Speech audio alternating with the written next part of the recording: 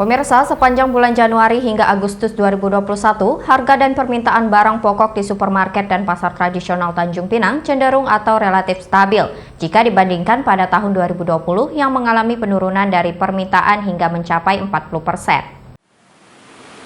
Berdasarkan data yang didapatkan dari Dinas Perdagangan dan Industri Kota Tanjung Pinang, jumlah permintaan barang pokok sejak Januari hingga Agustus 2021 terdapat rata-rata 60 hingga 78% tercapai dari target yang ditentukan pelaku usaha.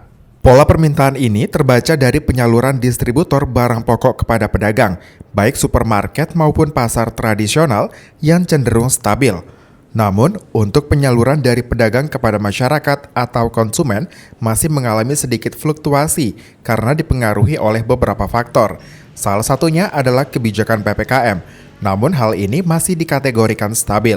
Hal ini juga dibenarkan oleh Kepala Disdagin Tanjung Pinang melalui Kepala Bidang Stabilisasi Harga, Endi Febri. Ia menjelaskan, stabilnya harga dan permintaan barang pokok di Tanjung Pinang ini terus dipantau tiap harinya dan didapati kecenderungan masyarakat mulai berani berbelanja untuk memenuhi kehidupan sehari-hari baik secara langsung maupun melalui daring. PPKM level 4 juga itu sebenarnya tidak terjadi penurunan yang cukup signifikan karena di level 4 mungkin bagi rekan-rekan yang kedai kopi ataupun rumah makan itu tampak secara fisiknya mungkin tampaknya sepi, tapi untuk rekan-rekan yang menggunakan media sosial ataupun menggunakan pertamanan atau penjualan daring online itu yang kami temui cukup signifikan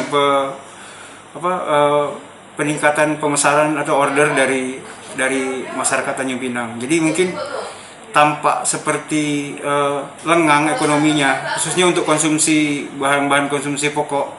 Tapi sebenarnya di sisi tadi penjualan online itu sebenarnya harus kita perhatikan juga sampai hari ini cukup stabil. Endi menambahkan, meskipun cenderung stabil, namun ada beberapa komoditas yang masih mengalami fluktuasi secara musiman, seperti komoditas laut yang cenderung naik harganya saat cuaca buruk.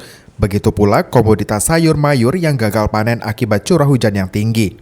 Lebih lanjut, Endi bersama jajarannya berkomitmen akan terus mengawasi ketersediaan barang pokok bagi masyarakat, sehingga tidak terjadi kelangkaan yang berujung naiknya harga barang pokok. Karena kami tupoksinya stabilisasi harga, kami rutin berkoordinasi dengan distributor, tiap bulan pantauan stok, jangan sampai terjadi kelangkaan, karena kelangkaan akan mengakibatkan fluktuasi harga. Kemudian kami juga rutin melakukan pantauan harga ke pasar-pasar tradisional karena dari tren-tren situ tren-tren harga baik harian atau mingguan kita dapatkan kecenderungan produk kecenderungan barang pokok yang harus kita antisipasi kalau ada memang kelangkaan ataupun terjadi lonjakan-lonjakan yang bisa merepotkan masyarakat. Sebagai informasi tambahan, bagi Anda yang ingin memantau harga barang pokok terupdate, Anda bisa mengunjungi website resmi Disdagin Tanjung Pinang